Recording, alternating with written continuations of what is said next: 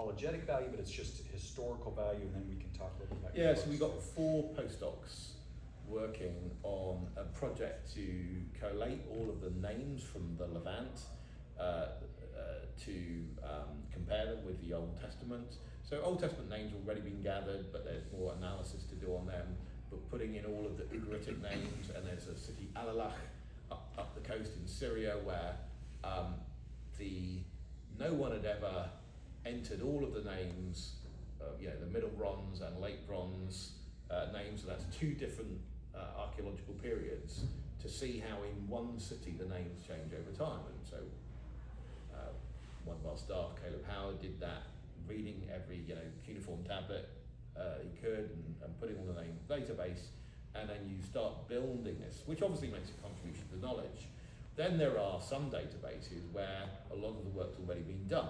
So there are folk who are working on North Arabian names graffitied onto rocks just to the east of Israel. So a lot of that work's being done. We've got one of our folk analysing those, but also offering new readings and improvements and those sort of things. And so trying to bring that all together, and what we can see is there's a certain amount of geolocating of names that can be done. So let's say Barzillai, the Gileadite, is in Gilead, which is east of the Jordan. And his name relates to Barzel, iron, so he's Iron Man, if you like. And we know there's a lot of iron in the rocks. You look from a satellite image, you can see how red everything is. A lot of iron going on there, but we can also say that in Sapphitic, which is the language, graffiti language east of there, that iron, that word, is one of the most common male names. And so you, in a sense, you get to geolocate that sort of name.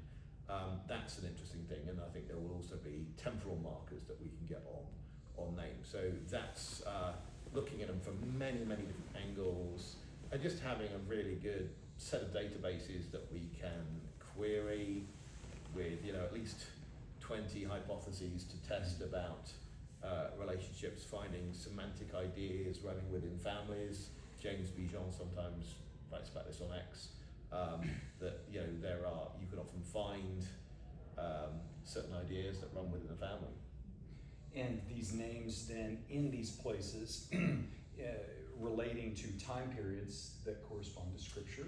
Yeah, so one of the things we can already say is, the Old Testament is pretty remarkable. If you remember that before really 1822 and the decipherment of Egyptian, people hadn't read any of the texts of the ancient world. It's okay, there was a bit of Palmyrene was read and a bit of Old Persian, but basically, aside from the classical languages, people weren't reading ancient Near Eastern stuff. They couldn't, which means that you don't know what archaeology is going to turn up.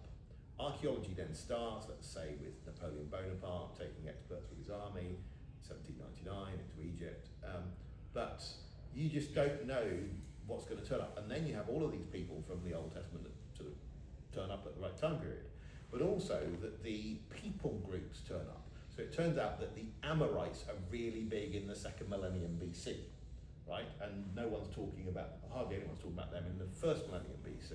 So that sort of fits with the biblical time period. You get Amorites, then your enemies are Philistines, then they are Assyrians, then your Arameans, then Assyrians, then Babylonians, then Persians.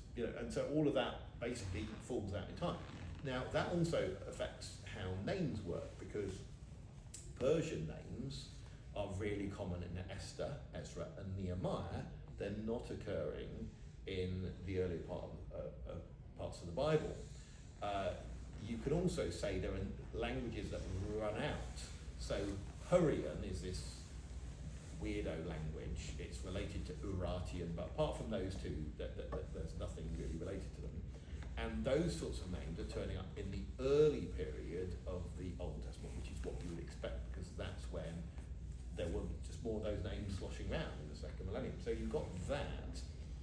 Then you've also got what's going on with Philistine names, where even the morphology of Goliath turns out to be a bit like what you find with some names on pottery from Philistia. And then when you look at the Hebrew names, they fit into time periods, so that in the Pentateuch you're not using Yahwistic names, other than possibly, Joshua, who is renamed from Hoshea, and Moses' mother Jochebed, and those both Yo at the beginning. There are no Yahoo names, and names ending Yahoo. Then you can go after the Pentateuch, you get Yahoo names, but in the late books of the Old Testament, you get Yah rather than Yahoo. So you go from a Yahoo name, which would be really common in Jeremiah, to the Yah names in the post-exilic. And there's a certain, I mean, it's not quite as simple as that, but if you look at, there's a new book out by Aaron Horncole from Cambridge, basically mapping out 12 particular linguistic features in which the Pentateuch is earlier, seems to be typologically earlier than the other books. And that's one of the ones he looks at. So all of these sorts of things are going on over time, and we think a lot can be added to that. So I'm giving you things that are already in the public domain, but there's a lot more that can be said.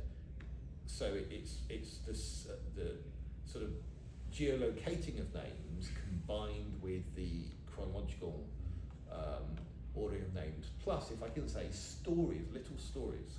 So already, if you think of Saul of Tarsus, who's from the tribe of Benjamin, why is he called Saul? Well, you could guess that the only king that the tribe of Benjamin ever had was Saul.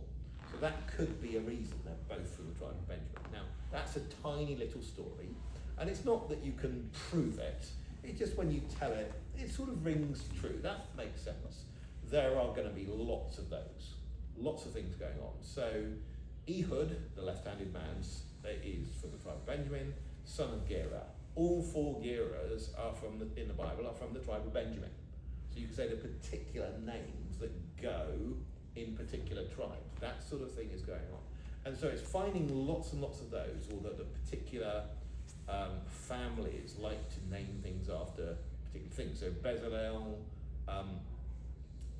means in the shadow of God, or Sale can also be used in relation to a tent. He makes the tent. Oholiab, also Ohel is word for a tent.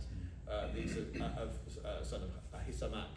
Samach is to do with the leaning, can be used also for a covering in a tent. All of these sort of things. So maybe tent makers have more tenty type names. Certain families like to use more perfumey names, particularly girls, and you get these sorts of things going on. Thread names, animal names, and you can actually show that certain animals animal names correlate more where there are more of that sort of animal, if that makes sense. So all of those sort of delightful things showing up. Lots of animal names in the book of Judges at a time, 20% when we're getting a lot of Ugaritic names, same sort of period, people named after judges. It's amazing in the book of Judges that you get lots of names ending in on. Gideon, Elon, Ibzan, which is like an on, then Abdon, Samson, Eglon. Okay. Now, it's just at that period that you can show the an and the on ending to be at peak. And then you look in the Bible, and where are the an and on endings elsewhere? Think of your books of Kings and later in Chronicles, Ezra and Nehemiah, you're just not finding them. So that's an amazing thing, that just when other languages have got this sort of morphology at its peak, you're finding that sort of thing going on in the Bible. Combined with that, say in the case of Gideon, with the fact that Jerubbaal as a name turns up in the 11th century, that's astounding. So in fact, every character's name in the Gideon story turns out remarkably to be either geographically or chronologically located. So all of the Oreb, the Zeb, the Zebah and the Zalmunna, all of those have parallels in Arabian names that are being found in graffiti. Yeah, it's fascinating to hear you unpack this. I'm glad you did, because on the surface you may say, what is this names? But I've been trying to follow this a little bit as best I can over the last few years, and tracing it. And it's heuristic, it's inductive. Let's look at these names and then making connections in time periods, as you did with Judges. It provides a degree, I think, of literary historical coherence Mhm. with that time period, Yep. and therefore of Scripture and so forth.